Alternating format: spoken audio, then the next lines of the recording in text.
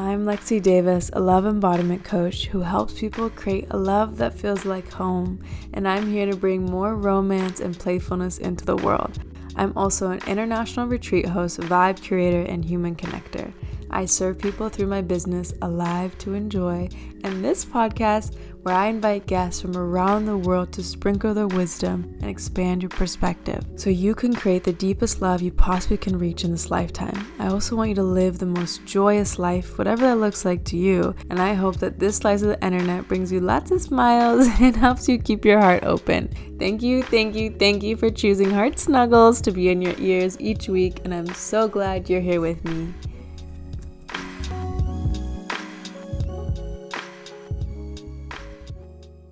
Welcome, Heart Snugglers. We're so excited for another day on the podcast.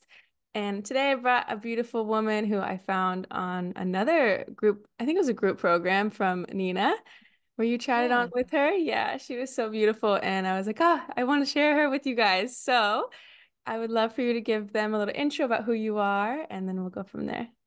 Yeah, thank you for having me.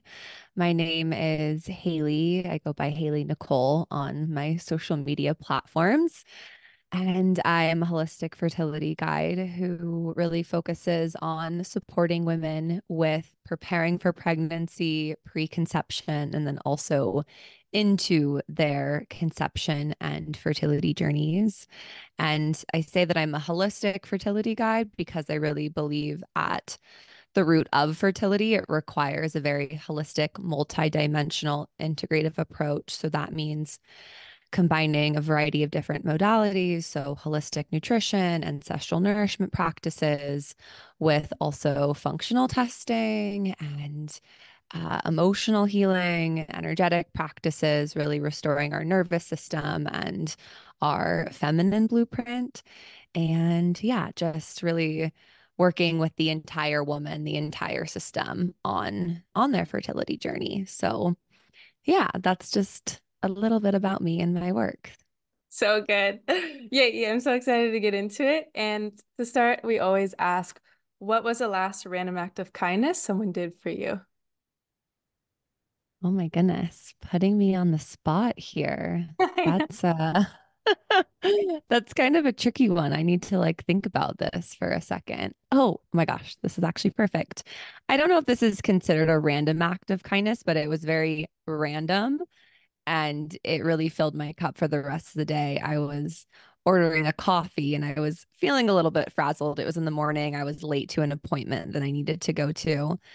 And I had driven about an hour and 15 minutes to get to this appointment. And the lady who was taking my order at the coffee shop, she just looks at me and she goes, I hope you don't take this weirdly, but you just have such clean energy. Your energy is just so clean. And it just kind of stopped me in my tracks for a moment because, like I said, I was feeling a little frazzled, feeling just, when you're in the car for a long period of time, and just locked eyes with her and said, thank you. That really means a lot. And that totally made my day. So, yeah, that was a little less than a week ago. Cutie. I love that one. Thanks for sharing. I mean, it just shows you the power of really being present and using your words and saying like a heartfelt compliment. We can feel it, and it's like sometimes we make it so complicated of how to make someone's day, and it can be that simple. So beautiful. Yeah. And the next question is, what is more shameful or hard memory from around relationships and love from when you were younger? Yeah, yeah. I don't know again if this ties into like relationships or love. I guess it kind of does. And this kind of ties into just like the fertility piece, but something that I have navigated is shame and grief around past abortions. Mm. And I know, I'm in my like fertility era, I guess you could say, my conception era.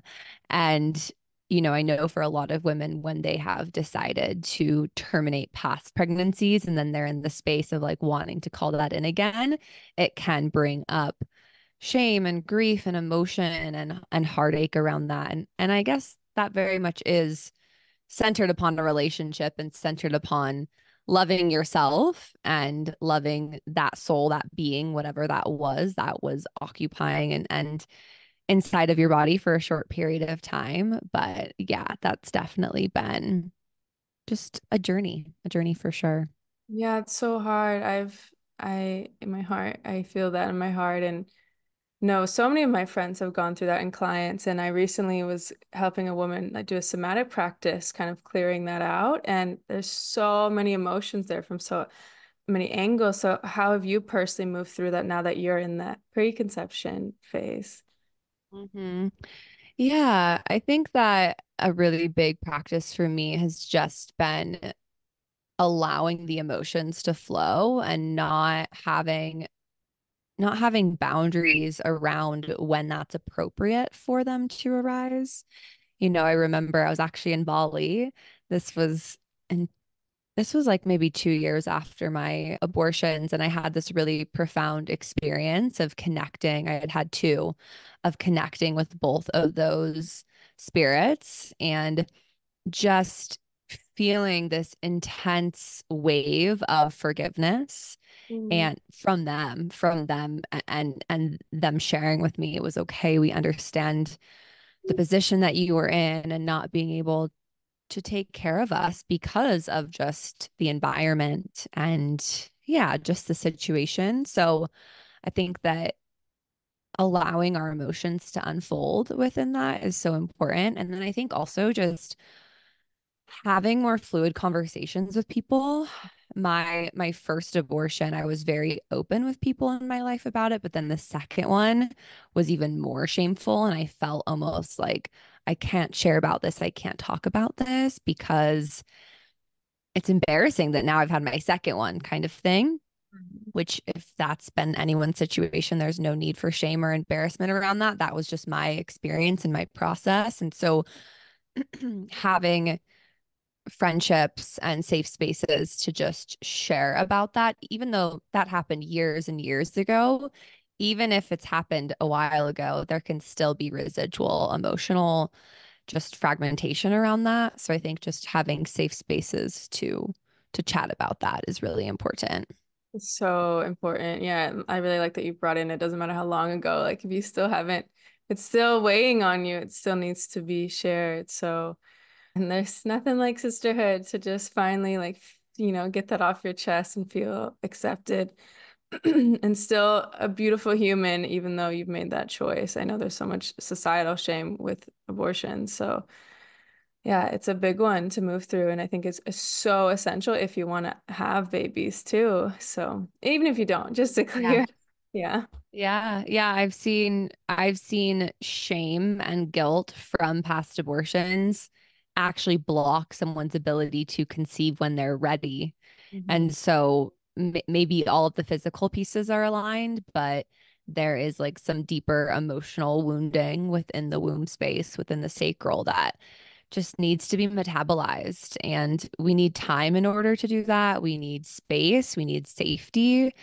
And I love how you mentioned like somatic practices. I think that those are so incredibly healing for people to really get in their body and metabolize the actual emotional imprints that are held within their body through their feeling, through their sense of self. So yeah, if that's something that you're navigating and you're listening to this,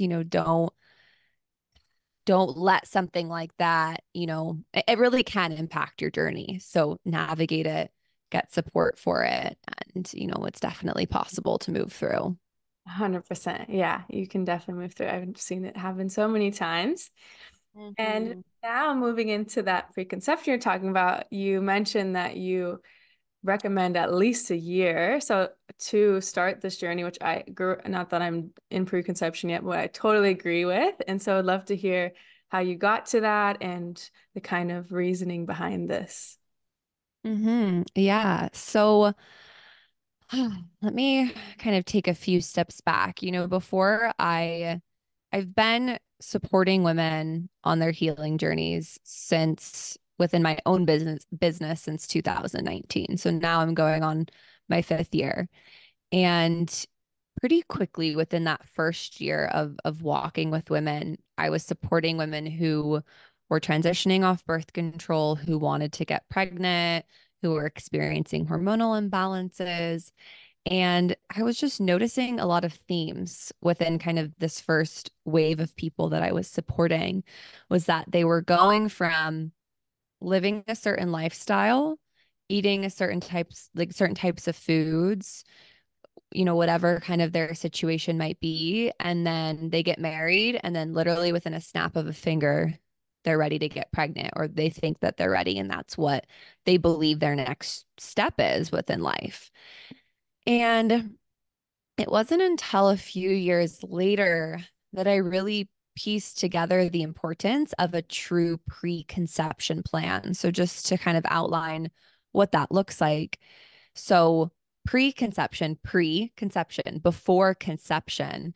So, conception being when we actually want to call new life into our bodies, when we feel that we are ready to step into motherhood.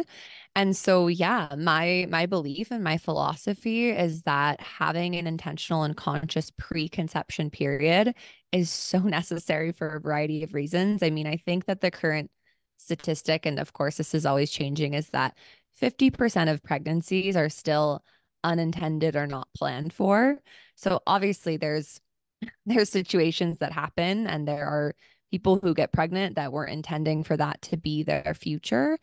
Um, but, I think that for a lot of us who are in tune with our cycles, who are in tune with our hormones, who want to, care for our bodies in a really deep, nourishing way, having, like I said, at least a year of time where you're tracking your cycle, where you're nourishing your body, you're nourishing your fertility, right? You're keeping track of like, how is my body responding and treating itself throughout the cycle, right? I was just kind of writing on some things earlier today, and a lot of hormonal imbalances take around 6 to 12 months to resolve themselves. So if someone arrives and feels like, okay, I want to get pregnant now, but they haven't been tracking their cycle and they're experiencing hormonal issues, Mhm. well, it could take them 6 to 12 months just to resolve that hormonal issue. And then even maybe a little bit longer than that to conceive. Right. And so, yeah, there's a few different layers we can kind of go into of what like an intentional preconception plan would look like. But I think that, there's this really beautiful new wave of beings that are being birthed onto this earth. And I believe that those beings are really asking and requiring of us to step more into our own sovereignty, to step deeper into our health, our wealth, our vitality, and to not just stumble into motherhood dazzled and frazzled, but rather really resourced, really abundant in our, not just our nutrient stores, but, abundance around this next chapter, feeling really resourced around that.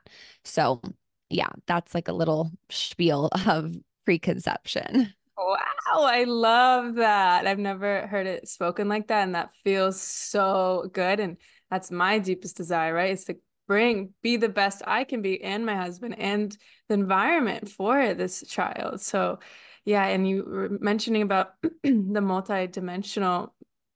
dimensionality. I'd love to hear. So, is there any more layers with that? Yeah. So I kind of think of this as a circular, just like entity that we're working with here. There's not necessarily one that's more important than the other.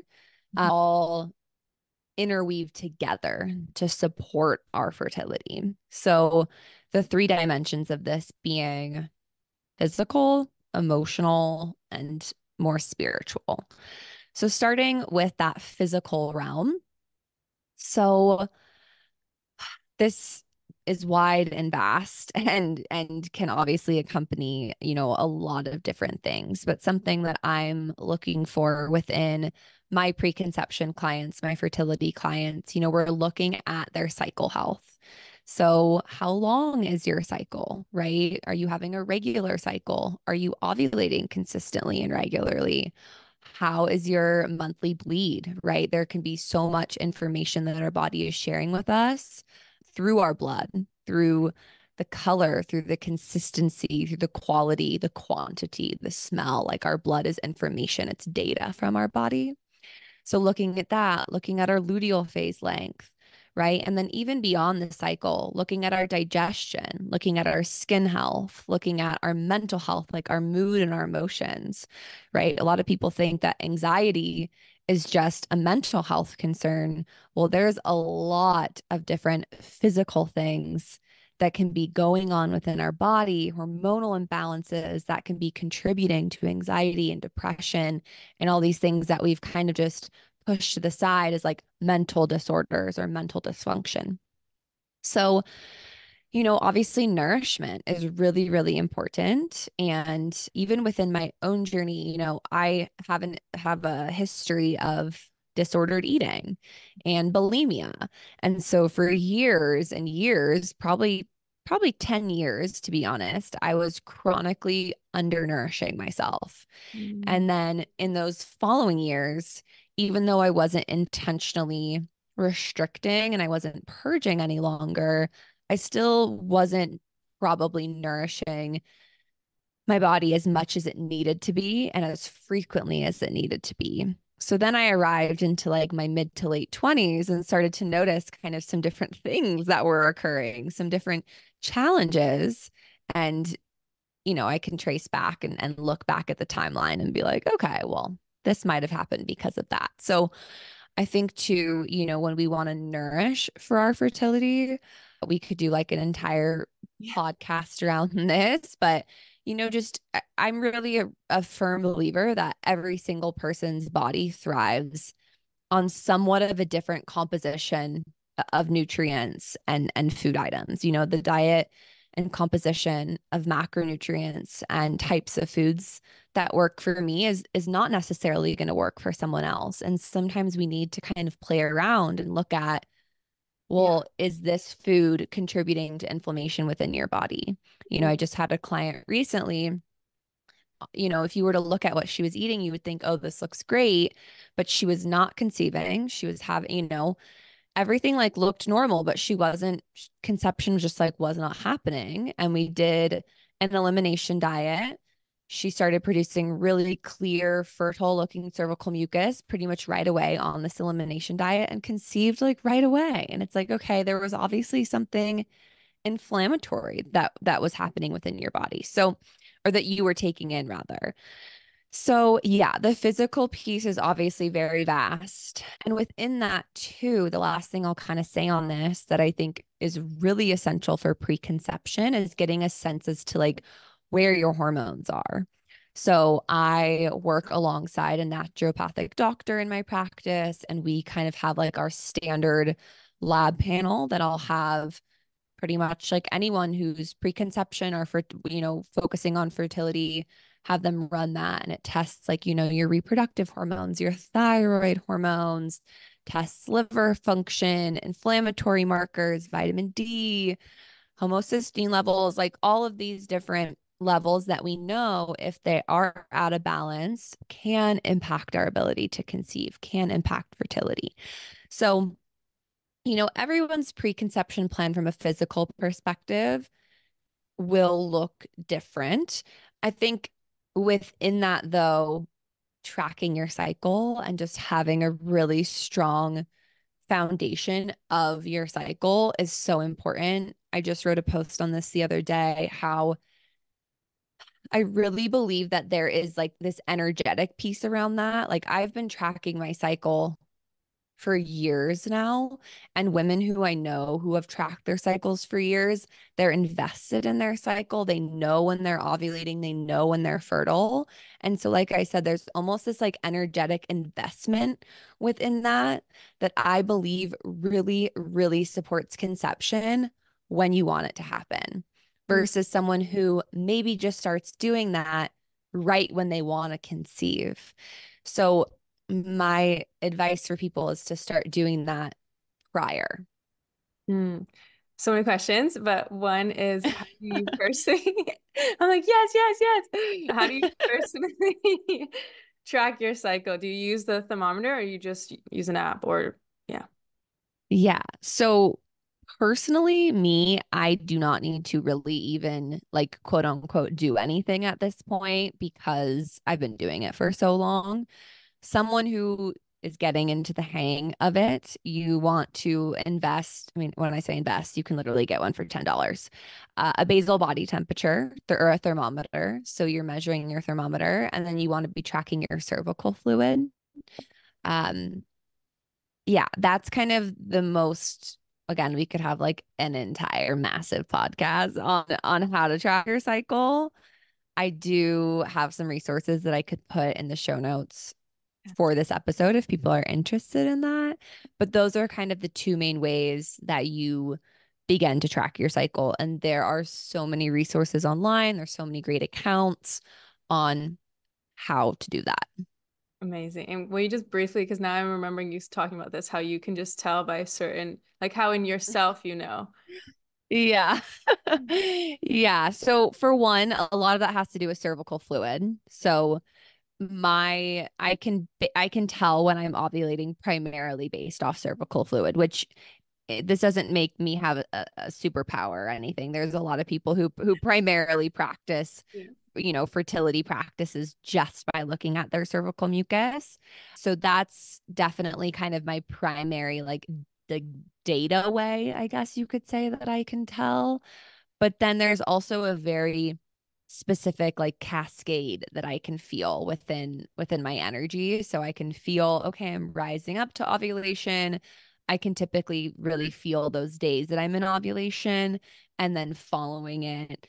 Not that there's this drastic shift in energy. It is more on the subtle level, but it's like, okay, I need to slow down a little bit. I need to move a little slower. I'm not as maybe out there as I was a few days ago. So I think when you pay attention to the subtleties, it becomes easier to Yeah. notice. So good.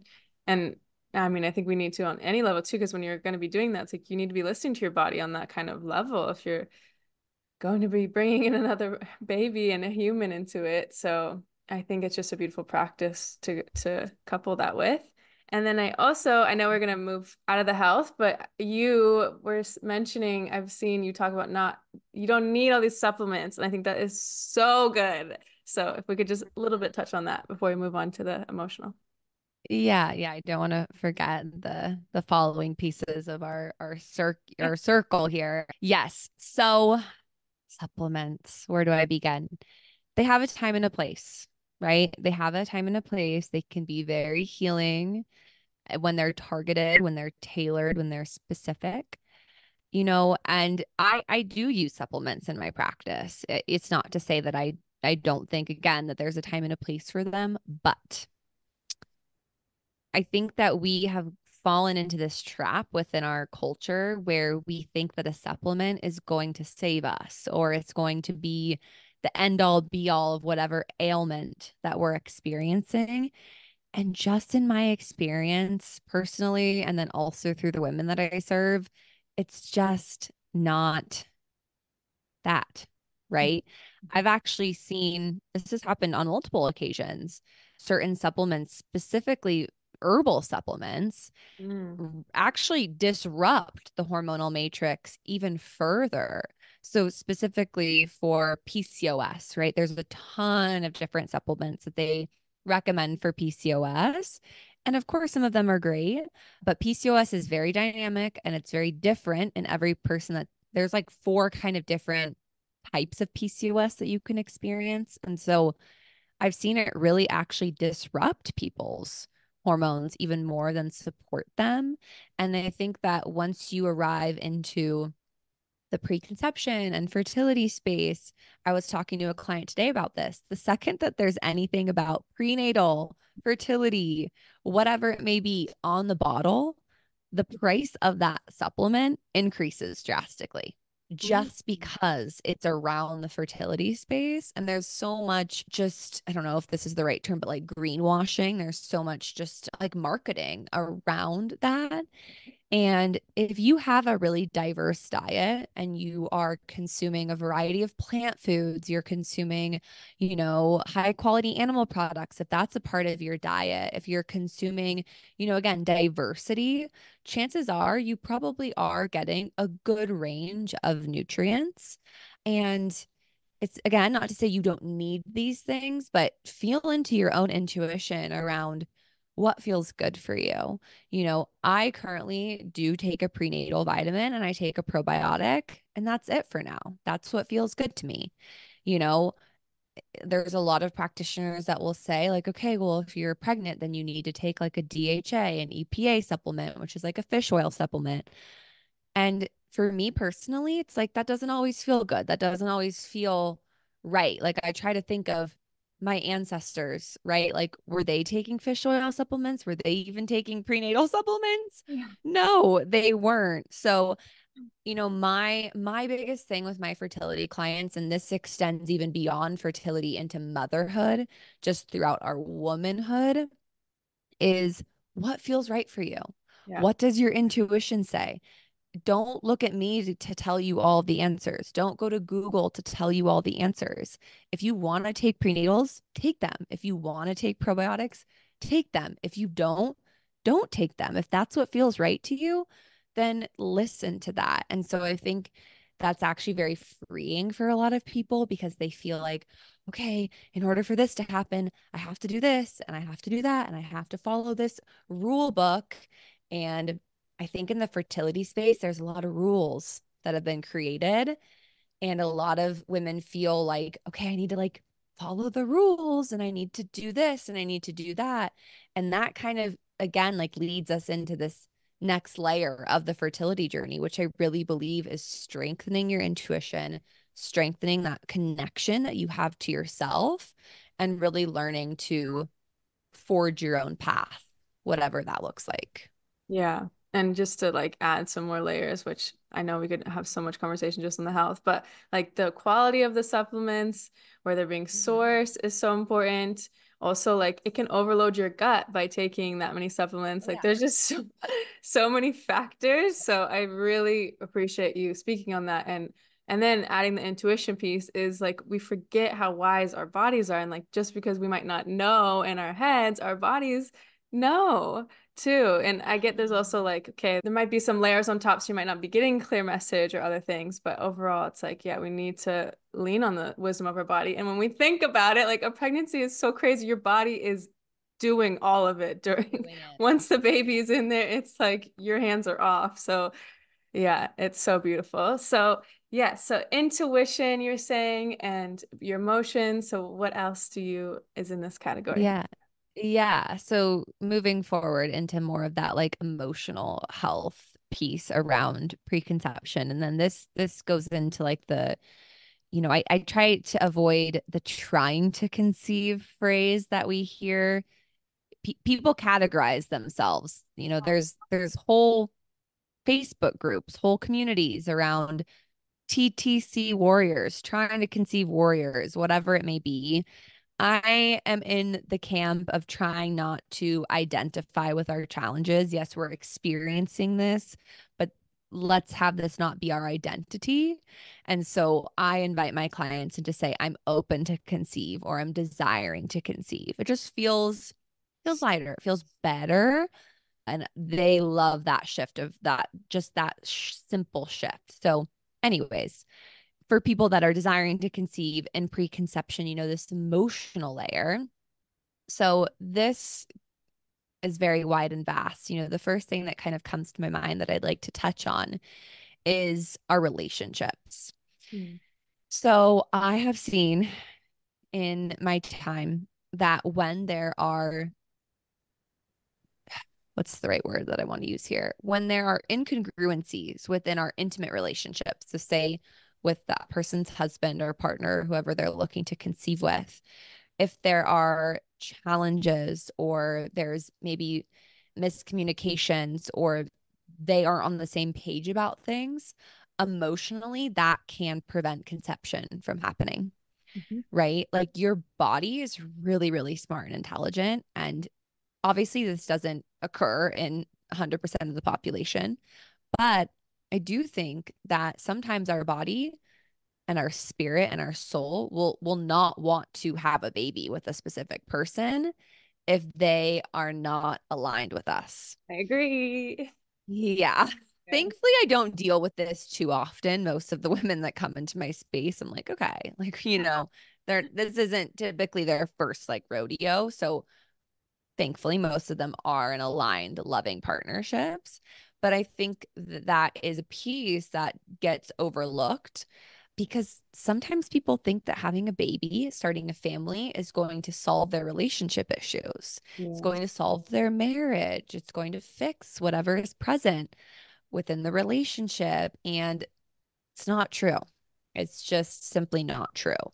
So sometimes there's, some relationship stuff that needs to be sorted through. I touched on earlier how past abortions, past miscarriages, that can be an emotional realm that we need to tend to because that can be blocking conception. I think that even within this too comes our relationship to ourselves. That's a piece of the fertility journey and the conception journey that I think is really, really overlooked is how are we treating ourselves? Because a lot of the time our focus and our mindset is just so and I get it. Like I walk with these women every day. It's like their mindset and focus is on this goal. It's on something that's in front of them, something that's ahead of them that they want so badly. And this is so understandable, right? The desire to have a child, the desire to have your own child, it's primal, it's visceral, it is physical, it's spiritual, it's like it literally can encompass your whole being. And within that, we can get so fixated on the future Mm. that we're not present with the present, right? With what's happening now, with where we're at and what do we need in order to be with this current experience, be Mm. with our current reality versus, what's in the future. And so this can kind of manifest as like limiting joy, right? A lot of people will just kind of pause their life and hyper fixate on getting pregnant and then miss out on, well, I don't want to travel. Well, I don't want to do that. I don't want to celebrate this. And so that can kind of again like the emotional thing when I think of fertility, I think of abundance, I think of radiance, I think of we have to be open, we need to be receptive. When we're cutting ourselves off from joy, what's happening? We're contracting, we're becoming smaller. Mm. We are, you know, we're not as nourished, we're not as fertile, we're not as abundant within our system. Again, abundance just being wealth in all areas, right? Wealth and joy, wealth and happiness, wealth and friendships and experiences and creativity. So, yeah, the emotional piece is so vast. The last kind of thing I'll touch on within this is the creativity piece Mm. because, our sacral chakra is so connected to creation, to our sense of creation. And I think that a lot of people, again, this like it's this identity piece, they don't believe that they're creative or they don't believe that they have creative outlets. And Mhm. so something that I really encourage and work with my fertility clients on is what are your creative outsources or outlets? I have one client right now who has gone through a couple of different rounds of IVF. She's gearing up for her third. This will be her final round. And in her earlier years of life, she was really creative. Like she was a baker and she loved interior design and loved dressing herself and getting ready for the day. And then kind of just got, I think, in a little bit of a rut of life and started working a dead end job that just completely drained her creative essence. And so part of her work, part of our work has been restoring that creative flame Mm. and that can, I mean, for her, literally was as simple as I'm going to decorate my house for Christmas this year. Uh-huh. I'm going to actually put time and energy into that. It doesn't need to be these elaborate, expensive, like I need to, recreate myself kind of things, but just tending to that is so, so important. And I really believe that like energetically shifts our womb. Our womb awakens when we're in tune with our creativity, when we're in tune with what lights us up. Mm-hmm. Mm.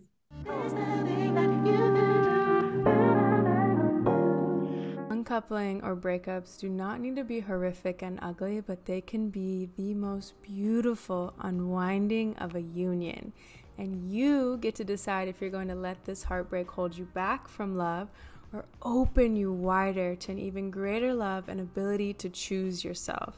And if you desire to shift this archaic way of ending relationships and instead be a leader in love, then I invite you to join my Holding Heartache Masterclass so you can remain in love, trust, and integrity with your heart.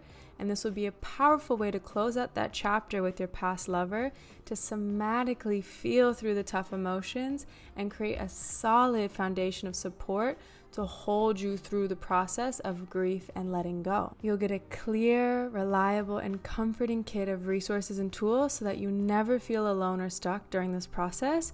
And I created this masterclass so you'll feel empowered to make it through the painful process and come out the other end anchored in truth and more rooted in love. I want to remind you that your heart isn't broken, you're being opened wider, and thus you're being able to feel more alive. So if you'd like to access the Holding Your Heartache Masterclass with me, Lexi Davis, head to the show notes and sign up.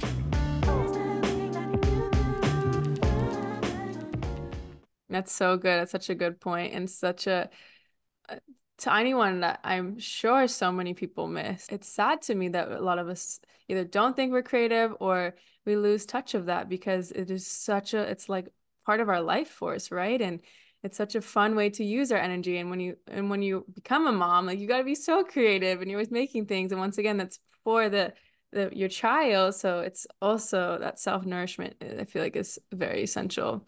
And yeah, I feel like you hit all the points of that emotional one. And yeah, I mean, every time I hear someone saying that they're struggling with fertility, I'm like, well, what have you done? And it's just like they're looking at like maybe four things, and it's such a huge spectrum of possibilities. And I fully believe like it's gonna be possible for you, but it's gonna take some more inner discovery, and a lot of people are resistant to that and just want it. And yeah, but these other layers are really, really important. And I know we still have one more to go, but yeah, it's so good. Yeah. Yeah, I think to your point of, a lot of people are resistant to that work.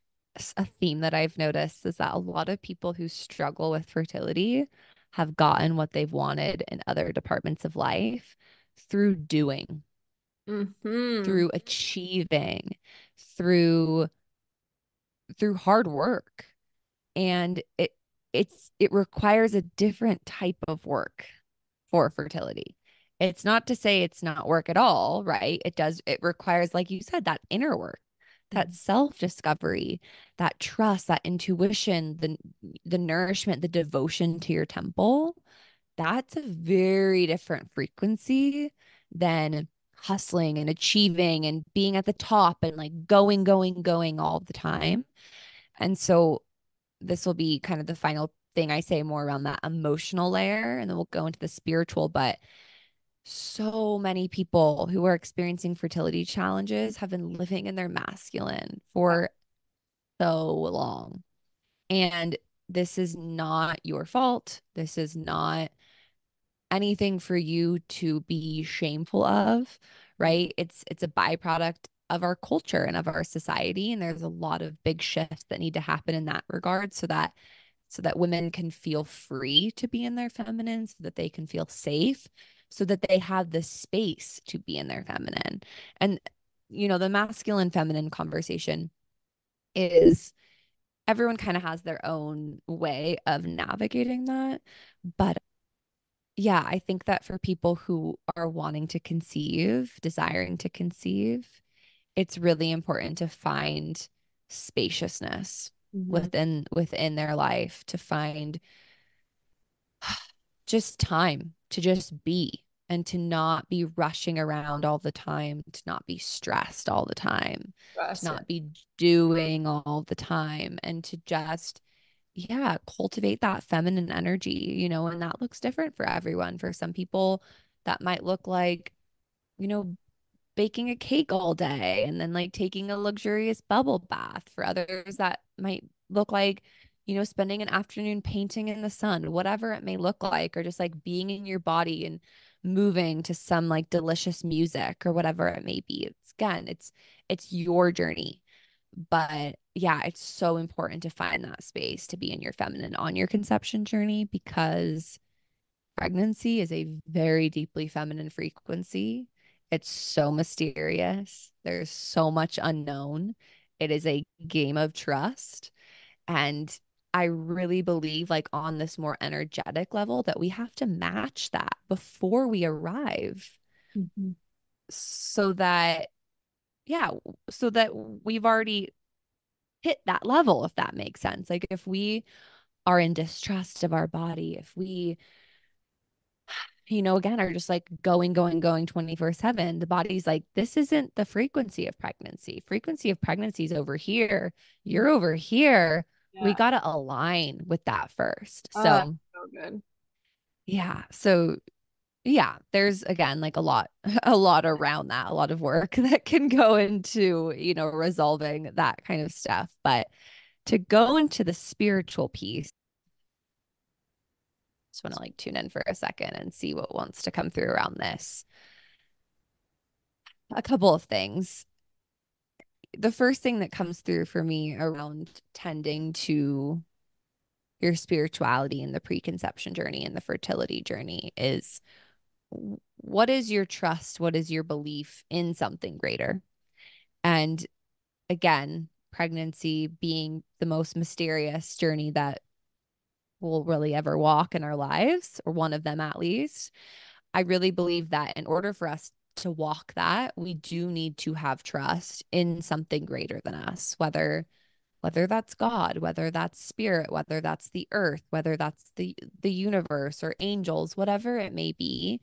I really think that having a connection to something beyond you greatly facilitates um, the conception journey, the fertility journey. I've really seen it be the anchor that holds people in place, because we all have our own unique timelines with this. And for some people, it happens like this. For some people, it takes time. It can take months. For some people, it can take years. Mm. And I think that without having that anchor of faith, it can feel like you are just lost at sea. Yeah. And so I really believe that cultivating some kind of spiritual practice before you want to conceive is really, really supportive. So whether that's breath work or prayer, or just having, one of the way that I feel like I connect with spirit and God the most is just going on walks and just kind of like chatting, just being, just saying how I feel, and feeling what I'm receiving, and just kind of having this like dialogue with God. I mean, it's kind of the best way that I can put it. And so I think having that connection is so, so important. And then in addition to having that connection to God, and this again looks different for everyone, is, beginning to just sense into like the spirit of the babies that want to come through you, and what their frequency is like, what their energy is like, what they're calling you into. Because I can't believe I haven't even touched on this. This is the biggest piece to me of the fertility journey, is that we get called into who we are here to be through this journey. Mm. If we allow it to, if we allow that journey to unfold in that way. So there's a lot of lessons, there's a lot of learnings, there's shadow work, there's meeting the depths of us, there's navigating, who we really are and what we trust and what we believe in. And it's all really supporting us in, yeah, like evolving into the woman into the mother that we want to be and that we're here to be. So, yeah, there's there's a lot to it, but I hope that kind of sums it up just a little bit. Yeah. Good. And I've actually been guiding a lot of in my past circles. I've been doing sister circles every week, and I've been connecting them to their spirit babies. And so many women have never done that, even if they're not like partnered or anything. And it's such a profound and so simple of a practice. And do you recommend there's any sort of questions or what kind of relationships should you start to build with them, or how does that look like for you or your clients? Yeah, I really like just creating like intentional space. So for me, a lot of times that's before I go to bed. I will just like put on some sweet, like relaxing music. I'll dim my lights, maybe light a candle. I have some different like oils that I like to use on my breasts and on my womb. And I'll just, invite them to visit, to say hello. A lot of times they come even when you don't really like expect them to or want them to.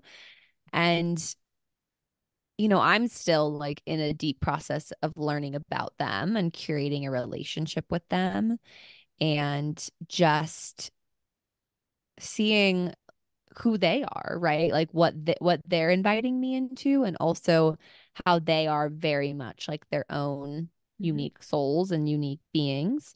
And something I think is interesting too, and I don't consider myself like a spirit baby expert in any means, but I did tune into this like one masterclass, I guess you could call it, around spear babies and kind of conception and whatnot. And she was talking about how there can actually be like dozens, if not hundreds, of spirit babies around you at all times. Mm. And it's actually like a really beautiful practice to be discerning around which ones you want to invite in, which one you want to be in communication with and relationship with.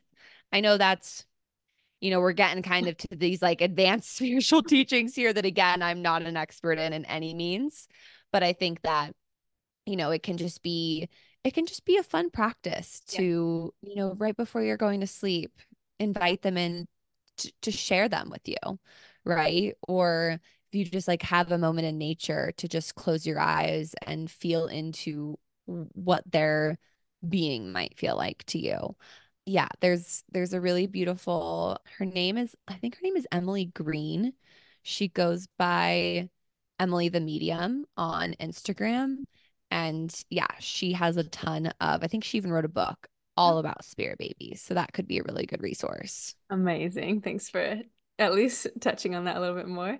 And my last question about all of this is we've talked all about the woman and what about how the partner? And I know that's a whole nother conversation, but I also think this is such a huge piece that most women that are trying to conceive are missing. Like their partner also needs to be on this journey. So, Yes, I'm glad that you bring this up. Yes, because current statistics say that 40% of all couples who are having a hard time conceiving or challenging time conceiving is due to male factor infertility or sperm. So it isn't all centered on the woman. And I think that we put so much pressure on ourselves as women to, be the one that's doing all those things. And I have had my partner on board with preconception for a while now, for at least a year and a half. And what does that look like? So, in the beginner, when was this? Maybe a year and a half ago, we both started going to a naturopathic doctor and just got some like, base work, blood work done. He had some kind of different health issues. I did as well. So we were just both kind of tending to that again, like a year and a half before wanting to conceive. And so, he was kind of on some different like gut healing protocols and just mindful conversations around, what types of foods do you want to nourish your body? I mean, thankfully, my husband, especially now, is much more health conscious than he was. We've been together for 9 years. So mm, when you're 20, 21 years old, okay, yeah, you're probably not like totally health conscious. But now, as a 30-year-old man, he's very aware of what he's putting into his body. And I think that that requires like a really seamless level of communication to know that, okay, it's not just up to me, right?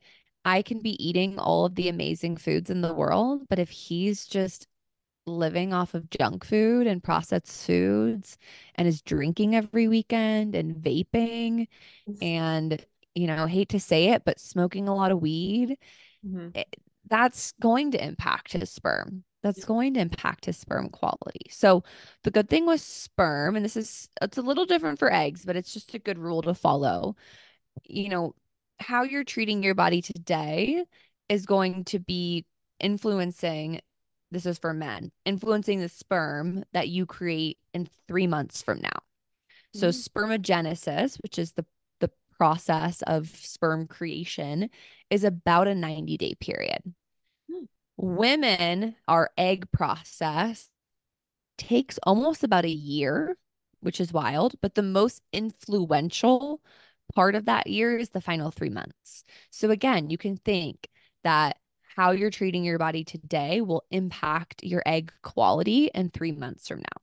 Wow. So, yeah, I think that it's really important to also be on the same like frequency as your partner. Like I was speaking about earlier, I've seen couples have a hard time conceiving when the woman is like doing all the things and really prioritizing her health. But then again, maybe her husband or her partner is drinking every night or, watching porn or just not taking care of his mind, body, and soul. And so, yeah, it's really important for the man to be on board. And I will even with my clients, I don't work specifically one-on-one with the male, but I will do dual consults where it's like, we're going through things together so that they feel on board and they feel like a part of the journey. Beautiful. I love your work so much. That's so good. And you really get all the corners, all the like the whole circle. So thank you for being such a light for everyone out there that's on this journey. I mean, if I feel nourished and I'm not even on it, and I'm like, okay, like I can tell you've got that whole field, like you've got me. So I'm Thank you, excited to Lexi. hear the feedback of how everyone responds to this. And the last question of the podcast is, what is one of the most romantic dates you've been on? Oh, okay. My mind immediately goes. This was a really long time ago. Like I said, my husband and I, we've been married. We haven't even been married for a year, but we've been together for 9 years. So this was probably one of our first dates. Maybe Oh, not first, but like within the first year, And he really likes to cook. And so he took us to this like these rocks that were on a part of this like beautiful beach that we really love. And he packed basically like a picnic and had all the things that he needed in order to like set a fire on the rocks and make risotto. And, we had a bottle of wine and it was just like there's a lot of pieces that you need in order to make a meal from scratch, on rocks on the beach. And yeah, it was really, really sweet. So he's definitely done other romantic things since then, but that really stands out in my mind as like definitely one of the most romantic ones. I'll have to remind him of that so he can get some inspiration again. it's so cute and thoughtful. You can just feel his whole heart. Like, okay, I'm gonna do all these things. I love, Yeah. I love men. Oh, so good. Okay, So so it's thoughtful. so thoughtful. Yeah. So if someone wants to work with you, what are you offering? How can they find you? Yeah. Yeah, yeah. So most of my content and resources is on Instagram. So my business is called Root and Womb Collective, but my Instagram is Root and Womb Co. So you can primarily find, kind of all the different links and resources there. The main way that I'm working with people right now is one-on-one. That's been really fueling me as of the last like year. So I have a one-on-one private mentorship. And then I also host retreats and immersions. So my next upcoming one is coming up pretty soon here. It's in Pavones, Costa Rica in March, the middle of March, March 18th through the 24th. I'll be hosting a retreat called the Rebirth Retreat out there. And I'm really looking forward to that. And then I am in the initial stages of putting together a preconception fertility course. There's obviously a lot of, as we went into in this episode, a lot of layers that I want to tune into. So yeah, I'm again kind of in that initial stage, but I definitely want to be running that this year. And then I also have a podcast called the Root and Womb Collective podcast where I interview people and do solo episodes.